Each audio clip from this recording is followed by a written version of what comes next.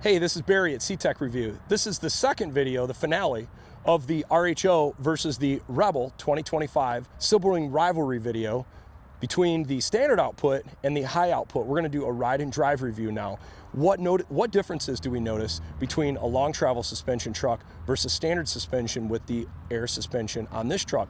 It'll be interesting to see how these two trucks perform power-wise. Well, we noticed that 700 pounds heavier weight of the RHO versus the Rebel. Also, I want to thank Dick Scott Motor Mall here in Fowlerville, Michigan. I'll leave their contact information down below. These are a great dealer to work with. I've bought vehicles from them in the past. And the cool part is, guys, both these vehicles are available. I know what you're thinking. You're like, Barry, that's your truck, right? You're right. They have another silver RHO coming, gonna show up here any day. So at this time of this video in February 2025, same truck, same color coming in if you guys are interested, plus this Rebel's available. All right, let's dive into this.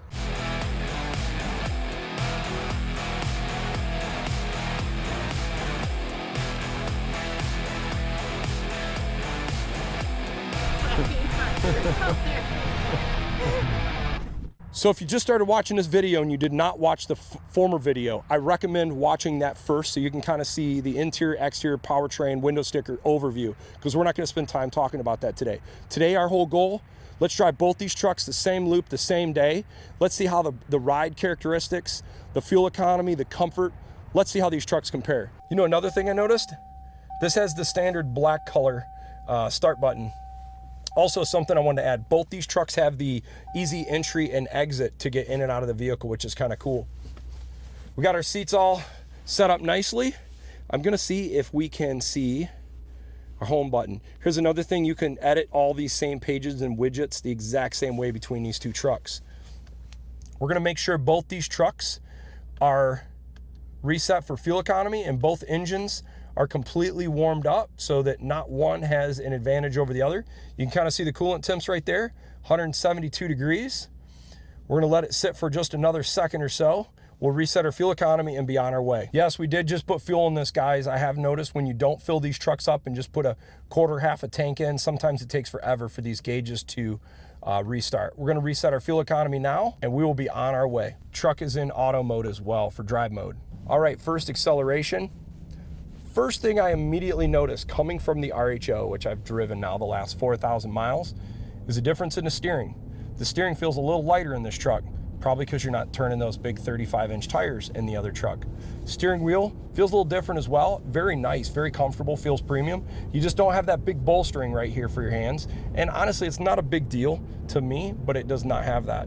And then the next thing you notice, obviously, is the steering wheel shape is a little different and you don't have the carbon fiber inset here. The other thing I'm immediately noticing, guys, is the sound of those Duratrac tires.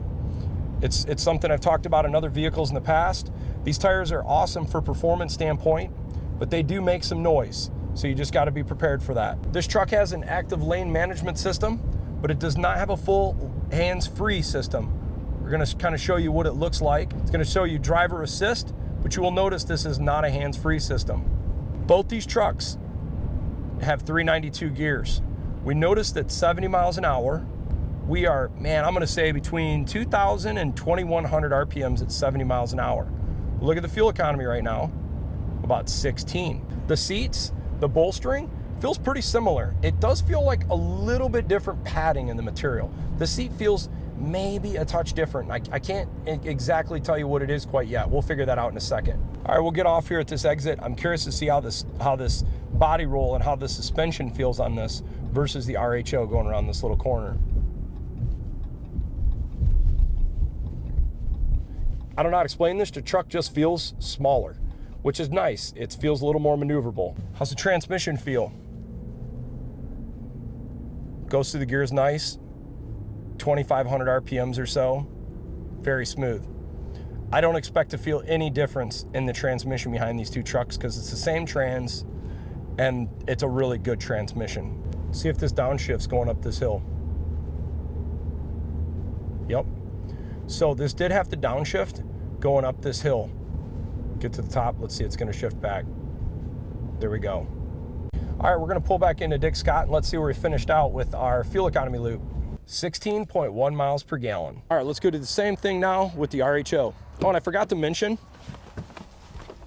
both trucks Both trucks have heated and cooled seats with heated steering wheel and three-way adjusted heated steering wheel. Other difference I wanted to show is the difference in exhaust systems. This has a bottle resonator on each corner that then feeds into, it's hard to see.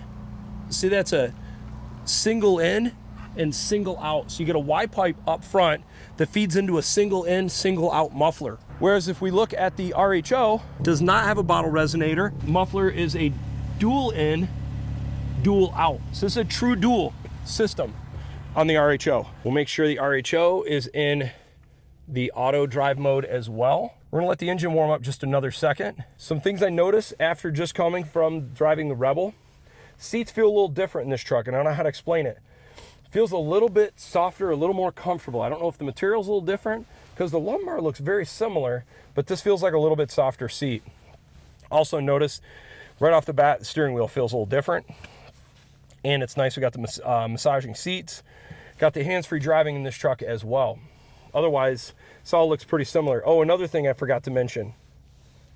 The level 1 has this soft touch material on the side of the center console, whereas this is a hard material on the Rebel. We got the engine warmed up enough now. We'll reset it and we will do our drive. You can tell the difference in the hood. Shape's a little bit different.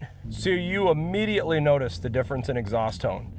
Whereas the Rebel is pretty much silent. You don't hear a thing. You do get a nice little rumble out of the RHO exhaust. Steering feel feels different too. A little bigger. You could feel a little bit more feedback in the steering wheel. It's a little bit more effort to steer, which makes sense because you got those bigger wheels on the RHO. Getting on the highway, pretty similar RPMs, not noticing much difference there. We'll set the cruise the same as on this as the last truck. What we're gonna notice, we have hands-free driving ability in this truck.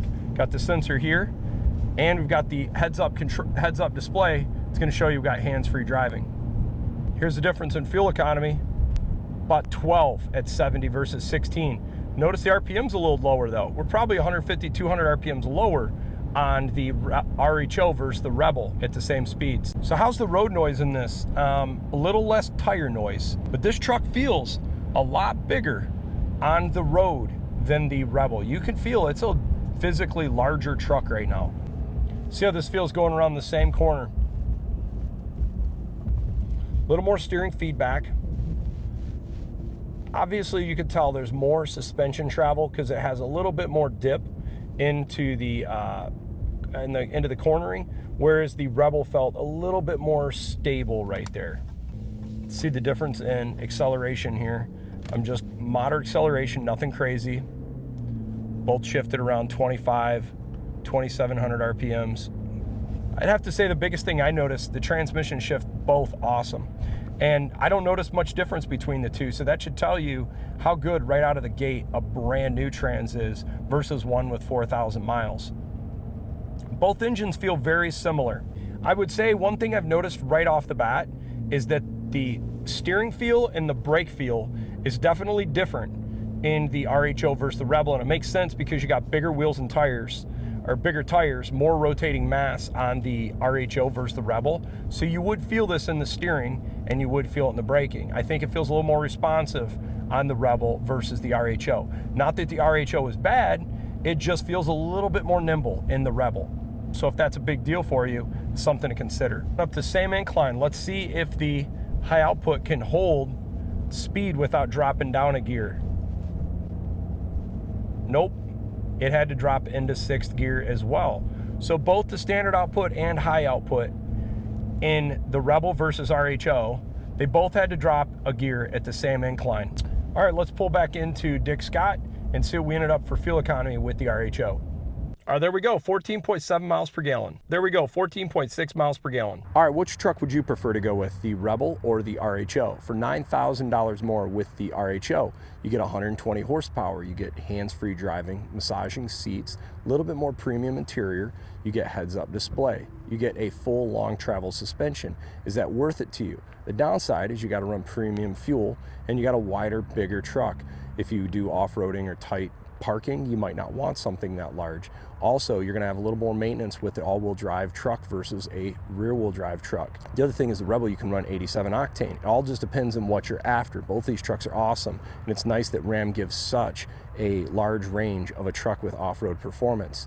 The other thing is there is another truck in between these two that kind of bridges the gap if you want a little bit more off-road comfort, and that is the Rebel X package. So what would you go with and why?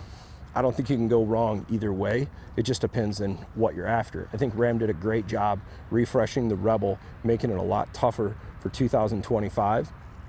And I think for 2025, I think Ram did a great job making the TRX/RHO a more affordable truck, because this truck's about $40,000 less than the outgoing TRX. And the only difference is the motor. I think the one thing that was surprising to me was the fuel economy was a lot closer than I would have expected. Only 1.5, I think, mile per gallon difference. This thing's rated at 19 combined. That's rated at supposedly 16. Never seen it, but this thing has also got 4,000 miles, so it's a little closer to being broken in than this truck. So it'd be interesting if this truck, after a few thousand miles, picks up another mile or two per gallon. Okay, comparing the standard output to the high output and a little bit more spirited acceleration. I've noticed this on other standard output and high outputs when I've driven in the past. The standard output motor in the Hurricane has smaller turbos. Because of the smaller turbos, I notice you get more instantaneous right on the power, but then it signs off a little more at the top. I noticed this exactly today when you compare the standard output versus the high output. The high output almost at the bottom feels a little bit less responsive, but the mid-range and high range is where you notice a big difference, and it feels a lot stronger. So it all depends on what you're after. I like both these engines, could be happy with either of these engines. I think for day-to-day, if you're not pushing it real hard, you might actually like the standard output a little bit more. If you are pushing it a little bit more, you maybe towing a little heavier and you want that a little extra power off-road, maybe you'd like the high output a little more. Hey, I hope you guys enjoyed this video. I want to thank Dick Scott Motor Mall in Fowlerville, Michigan to allow us to do the review of the Rebel. And as I mentioned in the other video, both these trucks are available. If you are interested, I'll put the information down below. Thanks for watching.